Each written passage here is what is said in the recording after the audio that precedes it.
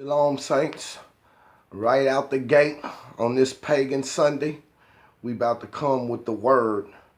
And, we're going to give straight scriptures. And then hopefully our brothers and sisters, those that have eyes to see and ears to hear, they can receive what's being said. This is going to be part 3 of dealing with the message to the Negroes, a.k.a. the house of Israel. We were speaking on the blessing that's being pronounced upon our return back to the Father's holy word, and our leaving, the traditions of men, which we have been traditionally taught that we are to go and worship on Sunday. However, it can be found nowhere in the scripture. And the reason why we are going back to this Deuteronomy 30 is because it is instructing us on how we're going to move from where we are right now, the place of impoverishment and being stepped on by everybody, to back to what the Father meant for us to be in the beginning, in the 19th chapter of Deuteronomy, when he said, "Thou shalt be a peculiar treasure unto me above all the nations," and also that we should be a kingdom of priests. Okay, you cannot be a kingdom of priests without the Father's law. So we're going to get that straight right out the back. Now, so on this pagan Sunday, we're going to pick up where we left off with our foundational scripture coming out of Deuteronomy 30th chapter, beginning at the first verse. And it reads, "And it shall come to pass, when all these things are come upon thee, the blessing and the curse, which I have set before thee, thou shalt call them to mind among all the nations, whither the Lord thy God hath driven thee. And thou shalt return unto the Lord, and shalt obey his voice according to all that I have commanded thee this day, and thou and thy children with all manner of heart and soul." Okay, so the Father is pronouncing blessing upon those that choose to make the choice to come back to serving him according to what the scripture have to say, dealing with the law and the prophets and the words of the Messiah. That is what our blessings is attached to, because that is what our forefathers fell from. And so I want to interject this one thing in here this morning, because one of the things that people have a habit of keep coming back saying, well, it's 613 laws, and can't no man keep all of the laws, and this, that, the other. Well, let me tell you something. One set of the laws have been completely wiped out. There were many laws that were dealing with sacrifice, okay? What animal was going to get sacrificed, how it was supposed to be sacrificed. So it was twofold. Not only was this set of laws dealing with the people concerning what type of animal they were to bring for a specific sin, it also was a set of laws dealing with the priests as to how they was going to dissect the animal and how they were to offer the animal up as a sacrifice. So one set of laws have been completely wiped out because of the sacrifice that the Messiah made. There is another set of laws that they have not been wiped out, but they have been set to the side. Okay, this was the law of judgment. The law of judgment determined what type of punishment will be carried out for a specific sin and how you was to deal with things. So there was a whole set of laws put in place. Now, you got one set of laws that have been completely wiped out. You got another set of laws that have been set to the side. So you can say half of the 613 laws ain't even in your face no more. Then you had laws that were gender specific. You had a set of laws that were particularly for women and particularly for men. Here's another part of the law that no longer applied to us because it was gender specific. So not only have those set of laws, 613, been chopped in half, now we see more being pulled away. And so all these excuses about what you can't do, and you know what, man, that is people trying to fool you and trying to trick you. And not only that, we got some scripture we're going to back that up with, okay? So what we're going to do is we're going to interject this scripture in here before we go on, so that our brothers and sisters can be encouraged to know that the Father's not going to tell you to do anything that's beyond your ability. Let's look at verse 11 of the 30th chapter. For this commandment which I command thee this day is not hidden from thee, neither is it afar off. It is not in heaven that thou shouldest say, who shall go up for us to heaven and bring it unto us that we may hear it or do it? Verse 13, neither is it beyond the sea that thou shouldest say, who shall go over the sea for us and bring it unto us that we may hear it and do it? Verse 14, but the word is very near you. It is in your mouth. It is even in your heart that thou mayest do it. That thou mayest do it. That thou mayest do it. See, the Father is not going to instruct us to do anything that is beyond our ability to do. So those of you that want to continuously look at this from the standpoint of negativity as though it's something too great for you to do, you're sadly mistaken, and you just heard it in the word. It is very near you. It is in thee. It is in thy mouth. It is in thy heart that thou mayest do it. So verse 15 says, see, I am setting before you this day life and good, death and evil. Verse 16, in that I command thee this day to love the Lord thy God, to walk in all his ways, and to keep his commandments, his statutes, his judgments, that thou mayest live and multiply. And the Lord thy God shall bless thee in the land where you go to possess it. So we get that out the way right there. Y'all make all the excuses you want, but the scripture is not going to change. And so if that be the case, where did it come from that no man could keep the Father's holy law? Yeah, it's about a choice. You understand what I'm saying? So now we're going to move on back over where we start off, because what we are to do is we are to call these curses to mind so that we can understand that we are the people that the book was talking about, because of this set of curses identifies a particular people that the law was given to. It wasn't given to everybody. And so one specific people has to do this. And since you look at your situation and see the situation that we are in as a people that have become a part of all these false doctrines and everything, he said, well, when you want to be blessed and you want to go back to what I meant for you to be in the beginning, then you must turn and you must go back to where your forefathers fell off. Okay, so we're going to pick up where we left off at. We left off with your sons and daughters being given to another people. And we know that that happened through slavery, but it's still happening right to this day through the division of family services and all of these different type of foster care programs. Your sons and daughters are still being given to another people. Through the prison industry, they're still being taken away from us. And while you look in the court system and how your children are going to be judged, you know, your eyes weep and there ain't nothing you can do about it. That was part of the curses too. Okay? So it's verse 35 of the 28th chapter. The Lord shall smite thee in the knees and in the legs, a sore botch that cannot be healed from the sole of thy foot unto the top of thy head. We're still talking about the different type of sicknesses and diseases that the house of Israel would suffer with. Verse 36, and the Lord shall bring thee and thy king, which thou shalt set over thee, unto a nation which neither you nor your fathers have known. And there y'all shall serve other gods, wood and stone. Now this is the part where we have conflict with our brothers in church house. First of all, you got to understand, we keep going back to slavery as a means to identify the people that the book is talking about. He said, the Lord shall bring the king that you set over you and all of your house into a land that neither you nor your fathers know. When we came into the Americas, North, Central, and South, we didn't know these lands. We didn't speak the language. We didn't know anything. And so everything was given to us. You know, we were taught to serve false gods of wood and stone.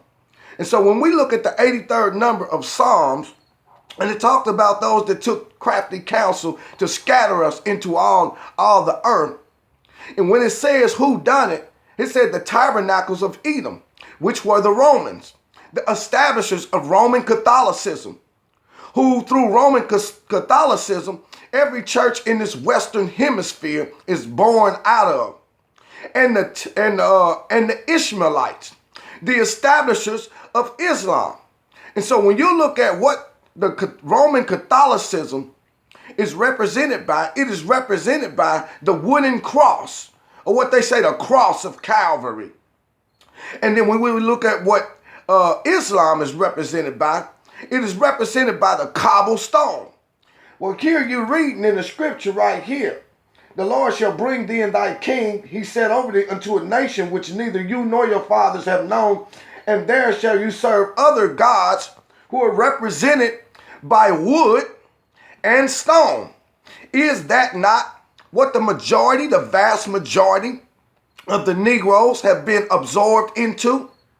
The wooden cross of Christianity and the cobblestone of Islam. See, it don't make no difference how offended somebody get about the false doctrine that they're holding on to. You cannot refute or rebuttal anything that is coming out of the scripture. The only thing you can do is turn from your wicked ways if you want the Father to hear you. All right? Verse 37. And thou shalt become an astonishment, a proverb and a byword among the nations, all the nations where the Lord shall lead thee. In every nation that we were in and that we're in right now, we had become an astonishment. What is an astonishment? An astonishment is to be looked upon with disbelief. And so when you see the daughters of Zion running around with pink and purple hair, and you see the sons walking around with tattoos all over their face and they pants on their ankles, he said, thou shalt be an astonishment among the nations. He said, every time the nations look at you, they look at you in a way of disbelief. When you see some of the things that our people are wearing, our daughters of Zion wearing things that you can see their booty cracks on, and you know, just running around here in clothes that you should be sleeping in at night. Now you're running around like this is everyday wardrobe. He said, thou shalt be an astonishment to the nations. You shall be looked upon. I don't believe how these people can be in that condition. Man, they've been in this country for 400 years, and look at the condition they in. It's unbelievable. Thou shalt be an astonishment. And a byword. A byword is those words that will be put on you, such as coon, spade, colored, nigger, Negro, African American. Thou shalt be a byword and a proverb and a reproach amongst all the nations. Now, that's only happening to one people. Thou shalt carry much seed out into the field, but thou shalt gather little, for the locust shall consume it. Here we're still dealing with the issue of prosperity, being a prosperous people. It makes no difference what we try to put our hand to. He said you're going to bring back little. So even when you make the best investment, you think it's a good investment, you're not going to make no investment. You're going to get robbed for your investment, and you're going to have way less than you started with. Thou shalt plant vineyards and dress them, but shall not drink of the wine, nor gather the grapes. For the worms shall eat them. Verse 40. Thou shalt have olive trees throughout all thy coast, but thou shalt not anoint thyself with the oil, for thine olive shall cast its fruit. Verse 41. Thou shalt beget sons and daughters, but thou shalt not enjoy them, for they shall go into captivity. Now, what is captivity? Either they're going to be turned around and be sold for slaves while you watch, and another form of captivity is the penal system, the correctional system. Thy sons and daughters, you can't enjoy them because they're going into captivity. Or otherwise they'll go into the same captivity that we're trying to get people set free from right now, which is a mental captivity. All right? Verse 42. And all the trees and fruit of thy land shall the locust consume. All your prosperity, the locust gonna eat up. Verse 43, the stranger that is with thee shall get thee above thee very high, and thou shalt come down very low. When we first came into slavery, we were the only ones here. The Negro, the nigger, the African American, the so-called African American. The Israelite was the only one here. But over time, this became a country of immigrants. And so you had the Spaniards imported, and then you had the Jews imported, and then you had the Asians imported, and then you had the Mexicans imported, the Chinese imported. You had all of these different people imported into the land. And even though we the first one here, each time one came, they climbed up on our backs. And they were set over us, and we were pushed farther beneath. Now you have all these different people that have came here, that have came here. He said, the stranger that is within you shall get thee very high above you, and you shall come down very low. So you got the East Indian that came and prospered. You got the Arab that came and prospered. You got the African that came and prospered. You got all of these different, the Asian that came, all these different people that came after you. Yet you are at the bottom of the pile. It represents the identification of a particular people. So the stranger that is within you shall get up very high above you, and you shall come down very low. Verse 40, he shall lend to thee, and thou shalt not lend to him, and he shall be the head, and thou shalt be the tail. Okay? Now, here's another way of identifying. He said, he shall lend to thee. So when a Negro need to buy a house, guess what? He can't buy a house on his own because he don't have no money. He had to go now to his enemy and borrow money. If you want a car, he can't just go buy no car like the other nation do. He got to borrow. So anything that we want to do that is greater than a paycheck that we get, we got to now become the lender, thereby keeping ourselves in slavery, because the book of Proverbs said the borrower is a slave unto the lender. But the point being is that you won't lend to him. You don't have nothing to lend. But you shall be a borrower. He shall lend to you. Yeah. Verse 45. Moreover, all these curses shall come upon thee and pursue thee and overtake thee until thou be destroyed, because thou hearkenest not unto the voice of thy God to keep his commandment and statutes which he commanded.